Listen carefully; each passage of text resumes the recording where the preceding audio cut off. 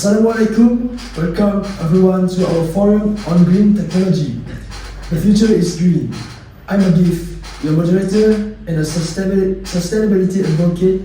Today, I'm joined by three passionate experts, Farid, an environmental scientist with a focus on ecosystem restoration and climate resilience, Shahrul, a renewable energy engineer who has worked on solar and wind integration project across Southeast Asia, and Faid, a sustainability advocate working on community outreach and green living education. We're here to explore the state of green technology, its promise, its challenges, and what the future may hold. Let's dive in. To begin, could each of you share your thought on the current landscape of green technology? Okay, thank you, Adif. I believe we are currently standing at a transformative point in the evolution of green technology. Over the past few decades, we've seen major strides in innovation. Solar panels that are more efficient and affordable, wind turbines that can generate power even in low-wind areas, and significant advancement in energy storage technology. But beyond the progress, there are pressing issues with mass control. For example, solar panel and lithium-ion battery, while great for reducing emissions, pose challenges for recycling and disposal once they reach the end of their life cycle. We need circular economy solutions that address this. Still, the momentum is strong and hopeful about what lies ahead. I completely agree with Farid. The pace which technology has evolved is truly encouraging. In my line of work, I've seen firsthand how the cost of solar photovoltaic panel has been decreased by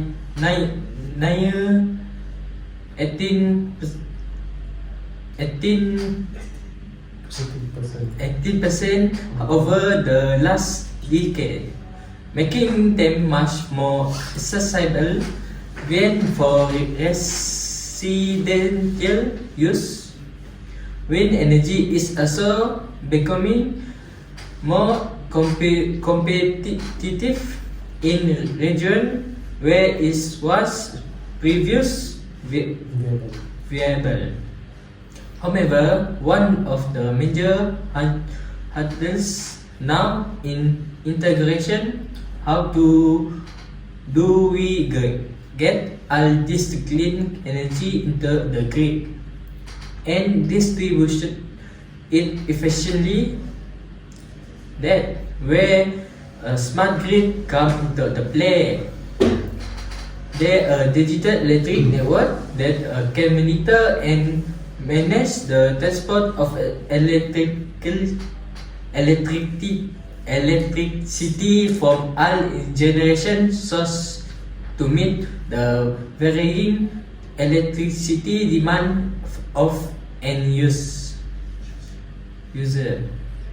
Combined with advanced storage systems like flow batteries and vehicle-to-grid technologies, we can ensure a stable and resilient energy supply.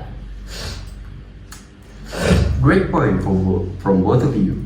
I want to highlight the human and policy side of this transformation. Even the most cutting-edge technologies won't have the desired impact unless people adopt and support them.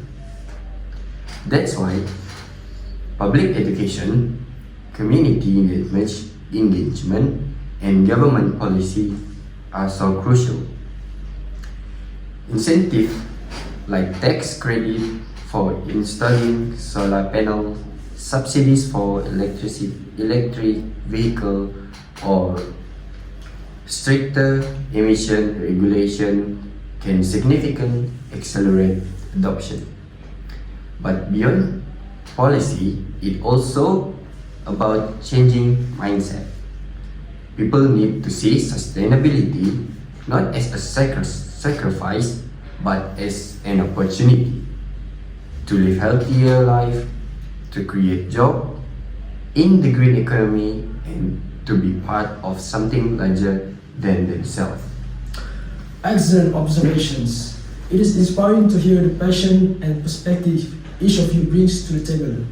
Let's narrow our focus now and discuss specific emerging green technologies that are making waves. Farid, could you share a few examples that particularly excite you? Absolutely. One that comes to mind, carbon capture and storage or CCS. This technology captures carbon dioxide emission from sources like a power plant and industrial process, prevent them from entering the atmosphere. It's not a silver bullet, but when combined with emission reduction effort, it can help us make our climate goal. I am also intrigued by bioenergy development, especially the use of organic waste like agricultural residues or even algae to produce biofuel and electricity. This solution not only provide renewable energy but also waste management challenge, making them doubly benefit. To build on that, I'd like to mention hydrogen fuel cell. There's a growing intention as a clean energy source, especially in sectors that are harder to electric, like shipping, aviation, and long-haul trucking. Hydrogen can be produced from water using renewable electricity, a process called electrolysis, which makes it a very clean fuel when managed properly. The infrastructure is that yet on a large scale, but government and companies investing heavily in what often called the hydrogen economy. If successful, it could dramatically change how we think about fuel. Let's talk about green building technology. Smart thermostat, energy efficient insulation, and sustainable construction material, such as bamboo or recycled concrete, are helping to create buildings that are not only energy efficient but also healthier for occupants. Imagine a city full of net zero buildings that produce as much energy as they consume. It isn't science fiction anymore. It's already happening in cities like Copenhagen and Singapore. And of course, the behavior of the resident matters just as much. Technology can only go as far without sustainable habit. There is clearly no shortage of innovation, but innovation alone isn't enough. Let's pivot now to talk about the barrier we still face in widespread adoption of green technologies. What do you see as the biggest challenges ahead? Thank you, Adif. The first one that comes to mind is funding. While green technology can be cost effective in the long run, the initial investment can be daunting, especially for small business or communities with limited resources. There is also a knowledge gap. Many people simply aren't aware of the available options or how they can benefit from them.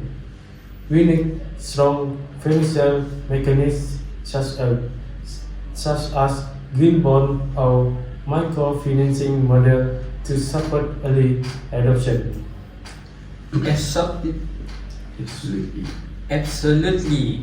In addition to financial and information barrier, regulatory framework are often outdated or inconsistent. Policies change from one administration to the next, and that uncertainty can discourage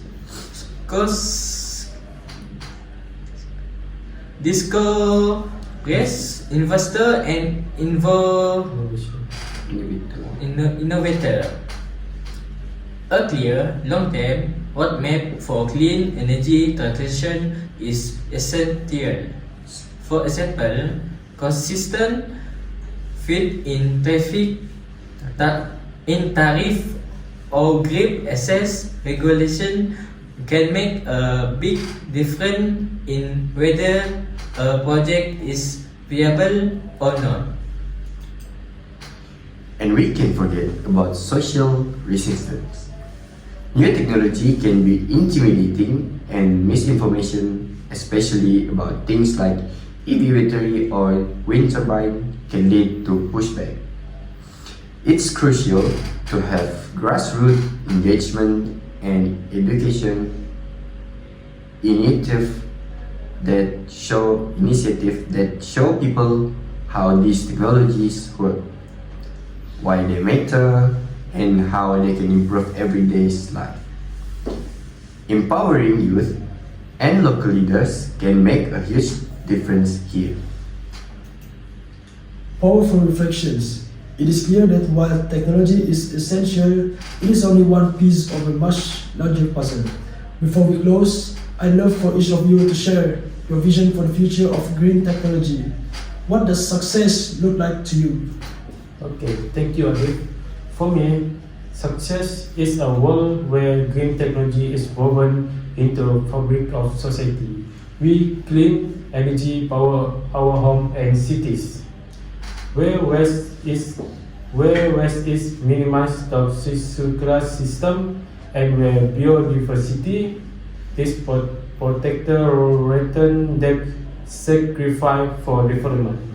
I envision nature and technology working in harmony, not opposite. My hope is that we reach a point where renewable energy is not just an alternative but the default, where innovation democratized and accessible regardless of income or geography. I want to see clean technology driving economic growth and job creation, especially in underserved communities.